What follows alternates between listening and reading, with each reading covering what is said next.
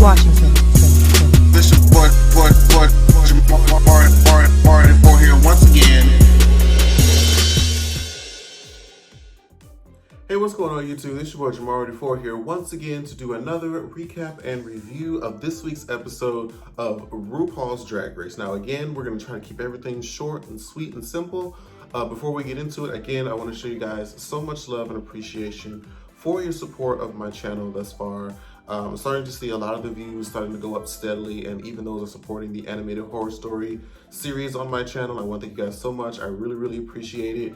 If you haven't checked out the series, it's definitely a must-see playlist on my YouTube channel, and I've also started my Insecure reviews as well, so make sure you go check those out. But without further ado, let's get into RuPaul's Drag Race, Episode 9, Choices for 2020. So we come off of last week of Heidi winning, and she's in great spirits, and she looks amazing, and we get a conversation of, they asked Gigi how she was feeling, and she mentioned how she was kind of surprised that, you know, the fact that she was getting these critiques, and she thought that, you know, since I had won all these other challenges, maybe I'll win this challenge too. And I'm like, you know what? I can see why you would have that feeling, but we're gonna have to have a discussion about Gigi later on in the video. Mini challenge. So this week's mini challenge, they're promoting prettylitter.com advertisers. But every contestant is supposed to get in quick drag, which some of them got in much better drag than quick drag. Crystal, I'm looking at you. That did not take you 15 minutes. But they're supposed to get in their quick drag and act cat-like to be funny to promote the brand. Okay, sure. Honestly, the only person that really made me laugh was Jackie Cox, because she imitated the iconic Eartha Kitt, who I love to this day. Rest in heaven, queen. Like, Eartha is hilarious. And the thing is, Eartha's hilarious without even knowing or wanting or trying to be hilarious. She just naturally is funny. So RuPaul introduces the Maxi-challenge for this week, which is going to be Choices 2020, which is going to be yet another debate-esque challenge. They don't think they have this challenge every year or season, but it's still a popular challenge nonetheless. Now, this week we actually had Raven from season 2 and All Stars 1 come and, you know, give the girls some extra tips and just build up morale. Only thing about Raven, the makeup, of course, looks amazing. I hated that hair. So the two stops that I wanted to highlight is the stop that they had with Heidi. Their whole conversation, that whole clip with RuPaul, Raven, and Heidi was hilarious and was consistently joke after joke after joke. When she mentioned that, you know, no more clauses, like she's really trying to drop her last name. And Raven, when she said, you know, forget about the GOP, it's all about the GAP, I'm like, gold. Honestly, gold. Like, they were just handing Heidi just everything that she needed. And she, just like last week, writing all of it down and utilizing every bit of it. So the next one I want to talk about is their conversation or their sit down or table visit with Widow. And they even gave Widow some of the same tidbits that they gave to Heidi in aspects of, you know, asking her, does she have a platform? And then she mentioned, like, she doesn't really know that she has one. And then Raven made this hilarious joke about her shoe. Like, she doesn't wear platform shoes. And she's like, oh, you know, I don't usually wear it because, you know, I want to be able to dance if I have to lip sync. But it's like, you had this whole ugly shoe moment with Leslie Jones earlier in the season, and that could have just as easily been your punchline joke. Like, I don't know why I think she just missed it completely. And even though Raven gave her that amazing joke to use, she kind of threw another jab at her by saying that she kind of just won that one time and kind of went, like, you know, been coasting ever since. And I feel like because she poured salt in that wound, it kind of threw Widow off and it made her get back into her head, where I feel like she just completely missed that. Like, that was her basically feeding you this platform that you could use, the fact that you don't have a platform and you come in there with some complete flats on your feet. Like, you could have, I don't know. I just felt like that could have been built upon, but I just wanted to highlight that because it was funny, and I felt like it was the beginning of the detriment of Widow Von Du in this episode. Mirror moments. So for this week's mirror moments, we learned that Crystal's parents are both Trump supporters, and I want to commend her for giving us a look into how even if you have a family that, you know, may disagree with you politically, you can always use, you know, different moments to educate them on, you know, different issues that may be different from their own. So I commend Crystal for pioneering through that because I could not do it. And next, I want to also give my condolences out to Jackie, who is dealing with, as the rest of us are, Trump and his foolishness. As most of you know, Trump issued that travel ban to, you know, countries such as Iran, where Jackie's family is from. She actually has an aunt there who didn't get a chance to migrate over here to America yet. And the plan was for her to come to America to help take care of her mother. And of course, because 45 issued this travel ban, she's not been able to do so. It has been put a real strain on their families. I'm sure they're not even able to visit each other. They're not able to see each other. I'm not sure how technically savvy her aunt may be as far as maybe the opportunity to FaceTime or Skype or what have you.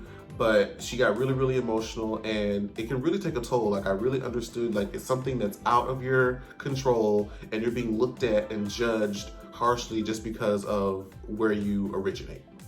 And I actually loved how Widow chimed in as well, and she kind of gave more of the American person of color point of view, whereas ever since, you know, 45 had been elected, we as people of color have had to be more on alert, and how those who are hateful, racist, and evil have gotten a lot more bold, and they just outright just say things to us boldly because they feel like they can because of the fact that Donald Trump had been elected, and we fear for our lives just walking out of the door. And I'm glad that she was able to get that point in, because that is the case. It has been for the past 4 years, and that's why it is very important for you guys to go out and register to vote, okay?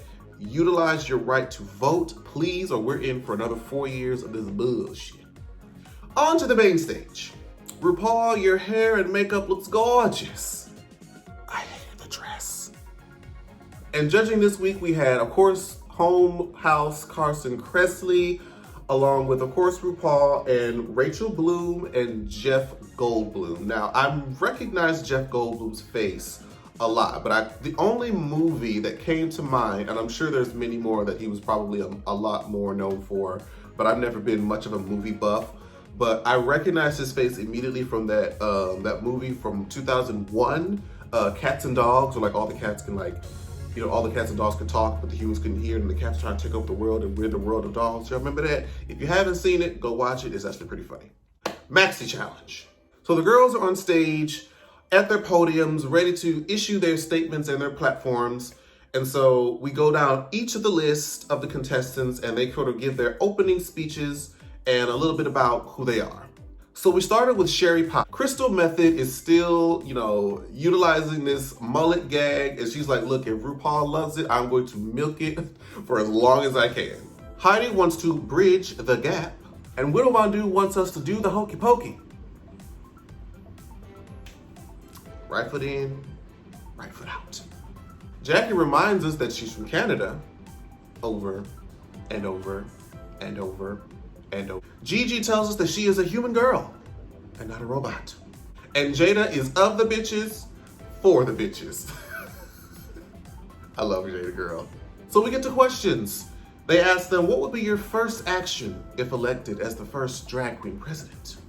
Crystal starts us off and says, well, you know, I need more bare backs, bare chests, because I believe that bare arms is not enough.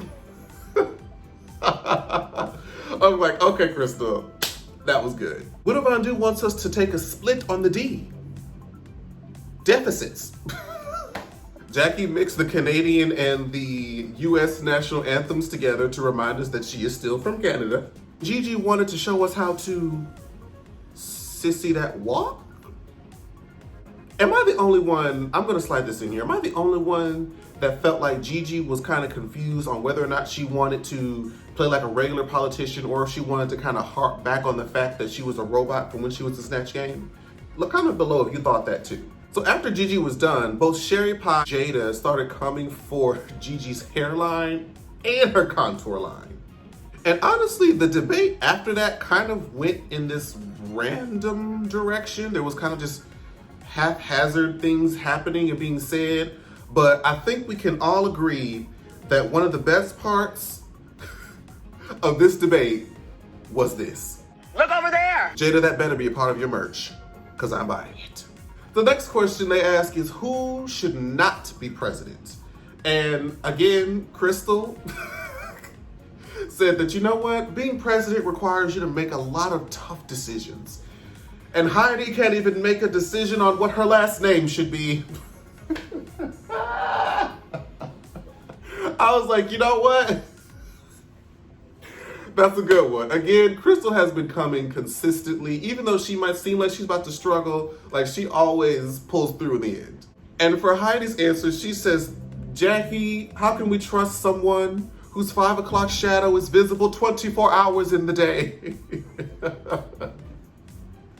Like, honestly, Crystal, Jada, and Heidi were giving me all I needed in this debate. Even though the other contestants may have been a little meh, those three gave it to me. Now we have to talk about probably the cringiest moment of the episode.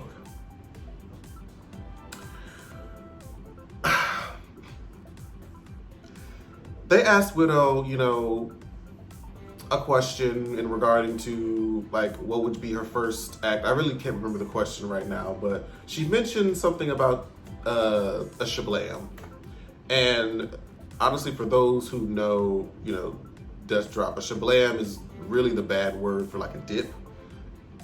Or it's not even really a death drop, but I think the original term is a dip. And, you know, Jeff Goldblum, I don't know if this was, you know, just part of the character or not, you know, tried to ask her, like, you know, what is, you know, a shablam? And Widow went on this thing about uneducated people, and that's the problem with America, is people are uneducated. And I'm like, ooh. It was at this moment she knew she fucked up. Runway. So a commenter put on my video, I think it was either last week or a couple weeks ago, to try to come up with something else outside of just toot and boot.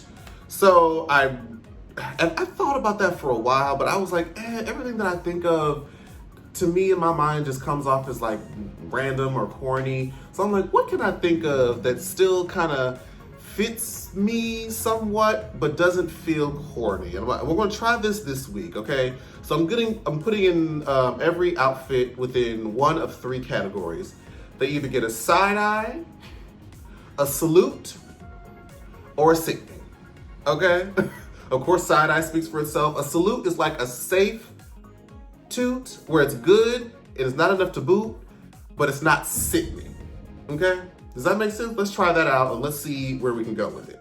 So up first is Crystal Method. And honestly, I give this one a salute because it's not bad. I could see why I saw some people online kind of criticizing it because there was multiple different types of fabrics. But I felt like Crystal has just found a way to just make the unconventional look really, really amazing. I love her style. I love just the aesthetic of the hat and the cut of the hair. And of course, the makeup always looks amazing. Like, honestly, this one, you get a salute from me, Crystal. Heidi, sickening. This is probably, I mean, I know I said, you know, last week Heidi looked amazing, but this week she looked even better. Like, she really upped the ante. The style of the hair, the costume, how she wore it down the runway, sickening. I loved every bit of it. Even the makeup got better. Widow, unfortunately, I have to give you the side-eye girl, because even though the costume, I feel like the idea of it is great. You know, you want to do the Black Panther, you know, I get it, but the outfit looked like a dress that you kind of already had that was black and white, that you just constructed these stars on top of it. And I was like, oh, I wanted to see a little bit more. I loved Widow's concept and idea from last week when she had the dress, the veil, and the context. That was great. This, I don't know. It felt like there was something missing. So unfortunately, I have to give Widow a side eye. Sherry Pop. Jackie Cox runway is going to be very difficult because it's a two-parter. Because on one end, don't hate me, I side-eye her only because if she was going to do that, I felt like there was more that could have been done stylistically with maybe even the fabric, maybe something that could have dragged it a little bit more with still being the garment. But I have to say that it's sickening because the fact that she wore it on Drag Race in this huge platform and it had such a positive message behind it. So I felt like it could have been pushed stylistically, even if it just came down to a more flattering fabric color or something. There was something that felt missing from it and it felt almost too plain. I thought it was gonna be like a reveal of some sort, but it is sickening as far as the message and how it's going to positively affect people who are raised within her culture and ethnicity. So I can't, it's complicated with Jackie. So since it's a side eye, between a side eye and a sickening, I'm gonna put it as a salute. Gigi was giving quintessential Gigi at Quaker Oats. You know, she loves a good hat. And this is very stylistically on brand for Gigi. She looked amazing, so it's a salute. Jada Essence Hall, sickening. Honestly, it's sickening. I feel like Jada's was more fully constructed, and I think Jada gave me what I wanted Widow's runway to give me. As being that if it was gonna be sort of costumey, it looked more put together in my opinion. So Jada, sickening the house down boots. So we get to the critiques on the runway, and honestly, the whole time when they get to Widow, she's just doing this. Like, she is just digging herself deeper and deeper and deeper into the hole, where I'm just like, Widow, sweetie. You don't see it in the moment, I know, when you're in these situations, but it's just like, you could tell that Rupaul was starting to get irritated because she was coming up with like excuses, saying that things are hard. And she's like, we know that this is hard. We're trying to see who is gonna be the best of the best under the challenges. And I feel like, honestly, Drag Race is a lot of mental gymnastics. Yes, there's, you know, creative ideas and you have to get into drag and do all these different things, but it feels like it boils down so much to you being able to take yourself out of yourself and just allow yourself to be free mentally. And I feel like this is where Widow's capacity to do that had reached its end. And Jackie Cox, I'm so glad that she was able to share that moment on stage, talking about, you know, her and her struggles and how 45 and his decision makings have affected her and her family. And I believe that her speech and of course her exposure on this platform is really going to bring a lot of awareness to those who may not be from this country, but still should be allowed to live the same life in this country. So I definitely commend Jackie for that. So Jada wins the challenge. Rightfully so, because she was hilarious the whole time and she never really missed a beat, and her outfit was definitely one of my favorites tonight. So glad to see Jada back on top. Now, the bottom three. Let's talk about it, because I didn't really mention this last week because I was kind of like, maybe I could see why they maybe put, you know, Jan in the bottom. I guess. I kind of felt like it could have been Gigi because her jokes wasn't funny and her commercial was really bland. But I could see it maybe. Now this week, I just knew. I honestly just knew that they were going to put Gigi in the bottom. I'm just like, ooh, child, it's about to be the first time she be in the bottom, girl. And then when they put Jackie in there, I'm like,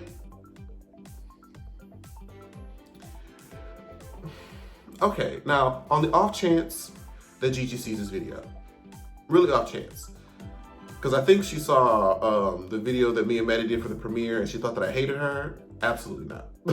I hated you because you were so sickening. But like, what I don't care for with this show sometimes is that they don't put certain people in the bottom when they should be in the bottom because they are trying to push them to a certain placement in the show. Now, last week there was I guess you could argue Jan maybe did a lot. This week, like, Gigi gave practically nothing. And at least Jackie made some jokes. Yes, it was the same joke, but it was a joke nonetheless. You know what I mean? And I felt like she landed more than what Gigi gave. Like, Gigi was a deer in headlights for the majority of the challenge. And the fact that they pushed her into safe and put Jackie in the bottom was just like, okay, Rupaul. All right, World of Wonder, we see what you're doing. We see where you want people to be. And it's kind of like, I don't know, it messes with the integrity of the show, in my opinion. It kind of makes it a little bit less enjoyable for me if you're just gonna basically like, here's your winner. And I mean, I felt like if they didn't put Gigi in the bottom if they put Gigi in the bottom last week, then Widow would have sent her home because they've already lip synced together once before, and that was with Chaka Khan, so you knew that Widow was gonna send Gigi home when she was in the bottom. And they don't want to send Gigi home. So they could have maybe tried to do this again this week, but it would have been Widow and Gigi in the bottom, and Widow would have sent her home. So I feel like they're literally protecting Gigi in this bubble, sending her straight to the top 4, probably for the crown. And it's like, let somebody get the crown when they get put in the bottom, when they actually mess up, and just let them win on their own merit. It's just, I don't know. That's probably gonna get a lot of people to dislike this video, but it needs to be said. That's just really my opinion on it. I don't want anybody to, you know, take that the wrong way. I still love Gigi, but I felt like the producers of the show are trying to cater to her and not put her in the bottom because they fear that she may go home. I'm just, y'all talk about it in the comments below. I really want to know your thoughts and feelings on that, but that's just kind of like, But one good thing that did come out of, you know, Jackie being the bottom is that we got this amazing lip sync. They did it to Katy Perry's Firework. And honestly, I was feeling the same way that Jeff Goldblum was feeling just watching Jackie interpret that song with the garment that she had on and with the message of the song, which is one of my top 3 favorite Katy Perry songs anyway. And it's on the iconic Pop Perfection that was Teenage Dream. Teenage Dream will never happen again for Katy Perry, and it is a shame. But that album, almost from top to finish, but this is not a Katy Perry discussion video. The lip sync was amazing. I was really loving like the emotion and just the interpretation of the words that Jackie gave. Now, I believe that it's not that Widow did badly, but I think the same issue that Widow had in the debate with her being aggressive and it just being angry and abrasive sort of, was the approach that she gave with this lip sync. And Firework is such a happy, light song that doesn't have like a lot of grit, or I can't really think of y'all know what I'm talking about. Like, Widow was giving you all of that. Like, she was giving you everything that the Chaka Khan song required. Like, that makes sense there. It doesn't fit as well here. And I feel like that had a lot to do as to why she didn't place well or ended up being eliminated and losing the lip sync. And honestly, there's not much to really get into with Untucked. It was just more of the lines of Widow just digging herself into a hole. And what tends to happen is that Untucked is really good towards the beginning of the show, and once it narrows itself down to like the top 6, 7, or 5 contestants, it gets really like repetitive. We kind of ironed out almost everything, and really this group of people all like each other. The only thing that was really said is that Jackie wished she could have connected to Widow more, but even she was like, I'm not gonna try to, you know, come at her for not being my best friend, you know, like, it's whatever. But that's the end of this video, you guys. I'm not sure, honestly, if I'm gonna really talk about the Celebrity Drag Race, because it's just like a 4-part thing. It's not really like an ongoing thing. So I might just watch that to enjoy it, you know, follow my Twitter. I might watch it and, you know, tweet it as I'm watching it. Do you guys want to get my opinions on it? And yeah, I want to thank you guys so much again for supporting these videos on this channel. Make sure you follow me and like this video. Subscribe if you haven't already. All of my social media links are in the bottom bar for Instagram, Twitter, Facebook, all at Jamar84, JAMAR84. I hope to see you guys there. Hope you guys comment in the comment. We'll be discussing this episode, and I'll see you guys next time. Bye, guys. Like share, subscribe. Washington.